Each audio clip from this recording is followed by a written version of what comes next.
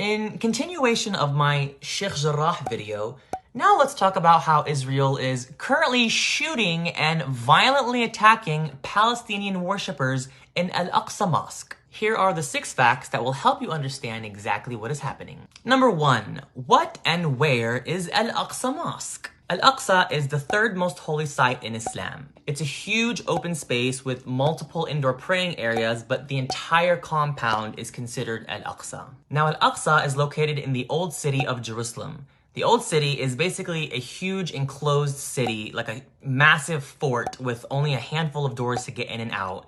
It has housing, marketplaces, alleyways, and religious spaces. The Old City is made up of 4 quarters: the Christian quarter, the Jewish quarter, the Armenian quarter, and the Muslim quarter. Al-Aqsa is located in the Muslim quarter. Number 2, who has control of Al-Aqsa Mosque? Under international law, this is supposed to be the map of the region.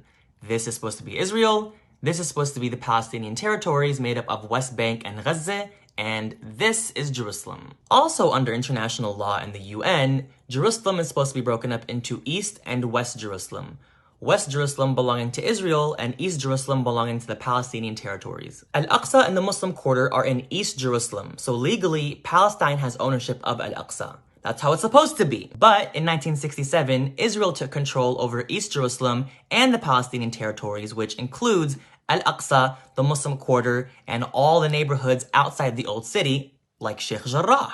So because Israel has control over East Jerusalem, Palestinians in the Palestinian territories don't have access to Al-Aqsa. They have to apply for a special permit from Israel to visit, and most of the time, Israel rejects the requests. I have relatives who were born and raised 30 minutes from Al-Aqsa, and they've literally never been. And this isn't just for Muslim Palestinians. Even Christian Palestinians in the West Bank don't have open access to their holy sites in the Christian quarters of Jerusalem. Israel illegally has full control over the Old City and all the religious sites that are in it. Number 3, what's happening at Al-Aqsa right now? It is the holy month of Ramadan for Muslims everywhere right now, and these last 10 days are extremely important, so Al-Aqsa is jam-packed with Palestinian Muslims praying together. 2 nights ago, while Palestinians were praying at Al-Aqsa, Israeli police barged their way into the Al-Aqsa compound with guns and full protective gear and started shooting rubberized steel bullets and throwing stun grenades at the Palestinians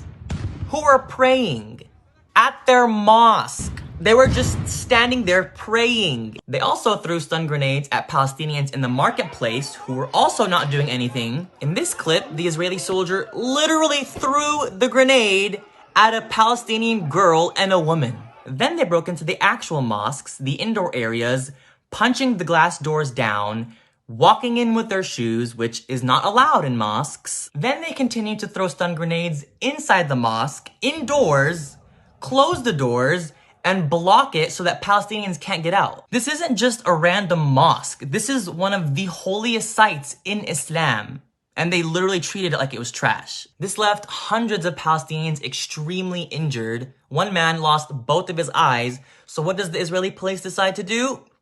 Attack the medical tents. They threw stun grenades at Palestinian medics. So now the medics can barely take care of the injured people. So now there's just hundreds of injured people just sitting there. The Palestinians are recording and posting all of this, and they literally don't even care. So we're all seeing this, and now Palestinians all over are furious. Number 4, what's the connection between the Al-Aqsa attacks and Sheikh Jarrah? Now this is very important. As I said, Israel has illegal control over Al-Aqsa and East Jerusalem. So what Israel does is use the Al-Aqsa Mosque as a way to control the Palestinian people. Let that sit for a second. Just think about that. Historically, anytime the Palestinians in any part of the country start to protest or rebel against the Israeli government, Israel attacks Al-Aqsa to send a message to the Palestinian people that if you keep protesting and rebelling, we're gonna take away Al-Aqsa from you. They know Al-Aqsa is our soft spot. It's our holy site. We have to protect it. They're basically indirectly saying, if you Palestinians behave, we'll let you pray at your mosque. Yeah, for sure.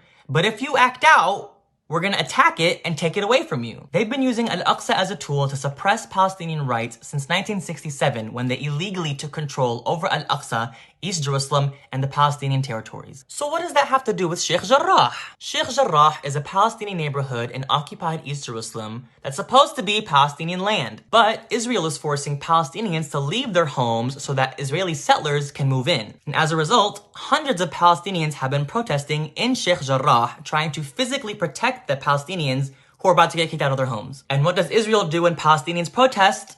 They attack Al-Aqsa.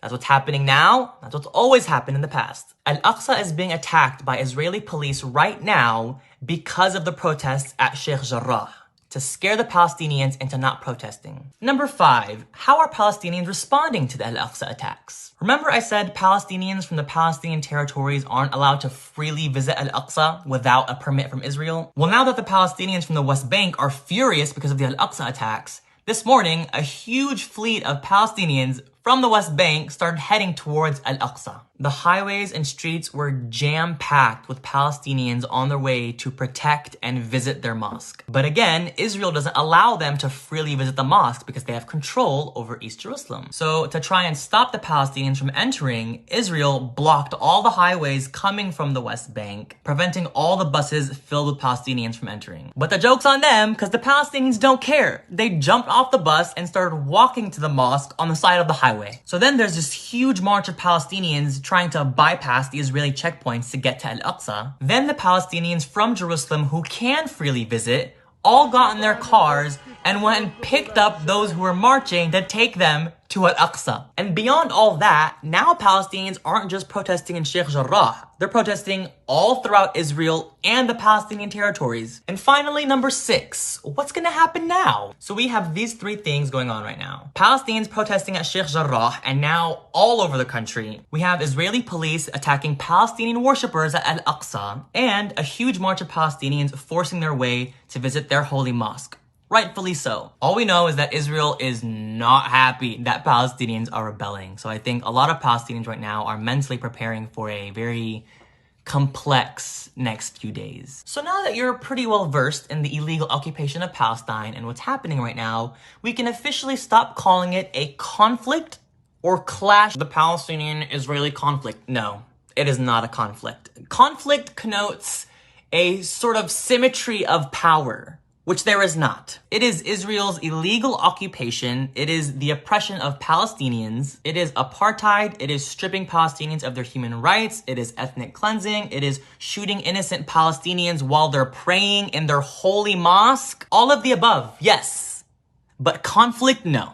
It is not that. If you watch footage of what's happening at Al-Aqsa or Sheikh Jarrah right now, who has the guns? Because it's not the Palestinians, that's for sure. So you tell me who has the power here. So please help spread the word of what Israel is doing to the Palestinian people. All resources and footage and posts are saved on my highlights. Be sure to follow Muna and Muhammad Al-Kurd, who are Palestinians living in Sheikh Jarrah. They're posting live footage every day of what's happening there. Please keep the Palestinian people in your prayers. ويا أهل فلسطين يا شعبي يا أغلى ناسي إحنا عن جد من جو القلب من جو الروح إحنا كلنا معكم وراح نضل معكم. الله يعطيكم القوة والعافية. والله العظيم يا ريتني معكم وقدرت أوقف جنبكم، بس توكلنا على الله. الله يحميكم يا حبايب، يا أغلى الحبايب. السلام عليكم.